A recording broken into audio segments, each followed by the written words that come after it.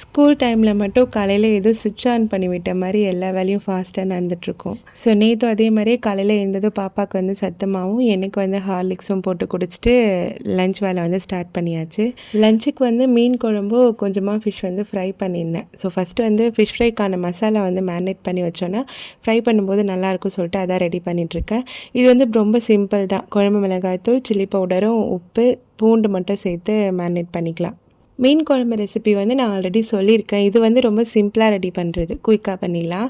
இது வந்து புளி, தக்காளி, அப்புறம் குழம்பு மிளகாய்த்தூள், உப்பு எல்லாத்தையும் ஒன்றாவே போட்டு கரைச்சிட்டு தாளிக்கும் போது வந்து பார்த்திங்கன்னா வடகமும் பூண்டு, நம்ம கத்திரிக்காய் வச்சுருந்தா அதை வதக்கிட்டு நம்ம இங்கே மிக்ஸ் பண்ணி வச்சுருந்த எல்லாத்தையும் ஒன்றா போட்டு கொதிக்க வச்சுட்டு நல்லா கொதித்து வந்ததுக்கப்புறமா அதில் மாங்காய் ஆட் பண்ணணும். கொஞ்ச நேரத்துக்கு அப்புறமா மீன் ஆட் பண்ணிவிட்டு ஒரு 2 மினிட்ஸ் மட்டும் கொதிக்க வச்சு ஆஃப் பண்ணோன்னா மீன் குழம்பு வந்து சூப்பராக ரெடி ஆகிடும்.